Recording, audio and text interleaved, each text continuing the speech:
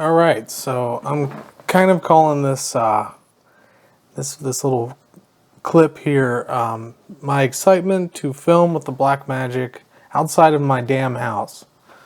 I have a couple music videos coming up where I'm actually going to get to truly test this camera. But in the meantime, I thought it'd be cool to do some little things like this. I'm actually going to do this with the G85 and the M50 as well because I have those cameras and I think it'd be cool to see them side by side.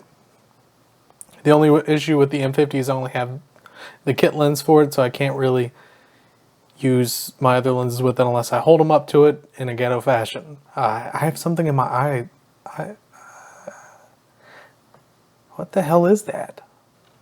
There's something in my eyelashes. Oh well. Must be a sleep buggy.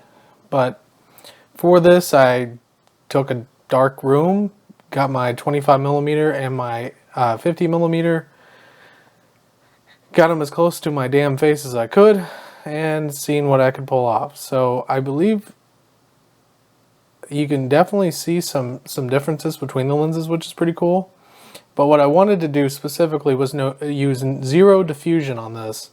I wanted it to be as harsh light as possible because usually with the Lumix, the G85, it seems to really lose its ass in the highlights when I slam it with harsh light, as most cameras should. I mean, that's all. It's aggressive. So with this, I wanted to do the same example, and this is the cheapest. I think it's like a 100 count LED light that's on Amazon, so it's not the most efficient thing in the world.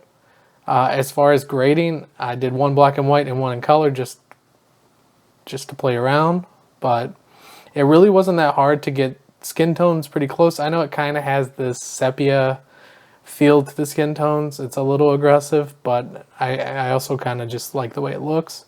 Personal preference sort of thing. But my eyeball definitely looks awesome. The way this Blackmagic handles colors is phenomenal. There's no post sharpening. I did use the mid-tone detail in DaVinci Resolve just to hype up a little bit more of the contrast to get the skin detail. But what I found interesting was once I pulled the highlights back, I didn't lose any information for the most part. Like there's the little things here and there where I lost some detail.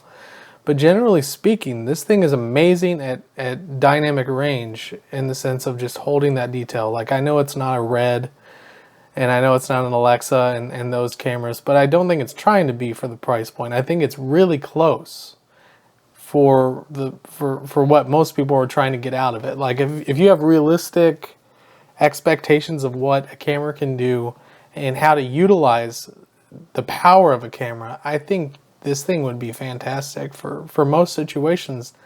Odds are if you have a big enough budget anyways, you're probably going to have a Red or an Alexa. So grand scheme of things, this probably wouldn't be for you anyways. But for me, I am looking to make some short films this year. I definitely have a documentary that I'm thinking about. And I don't see a single problem with using this camera for any of that stuff other than battery life, which everybody will say the same thing. The battery life is terrible. But there are many systems out there to make that better.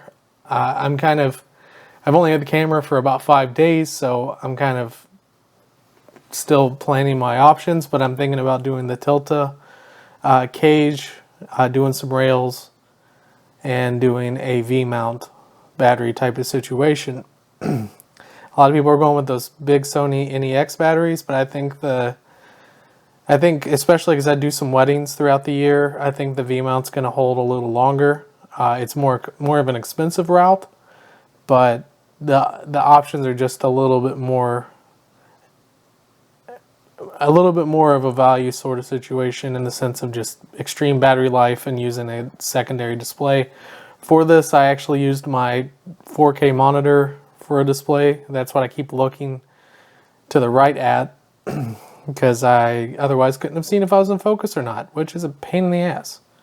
But yeah, enjoy some of these samples. I'm going to be posting a bit more, especially with the other cameras, and just seeing the difference. I got this camera for the low light. I got this camera for the way it handles you know, the way the shadows roll off, the way it handles color. I'd really been seeing the difference when I was watching other people's videos about it, and I was just kind of blown away. I think this was a valid upgrade for me. It may not be for you. But definitely let me know if you'd like to see more of this type of stuff, because I definitely had fun playing around with it. I am a gear slut. I love cameras, and yeah, as simple as that. Sandwich Jones out, baby.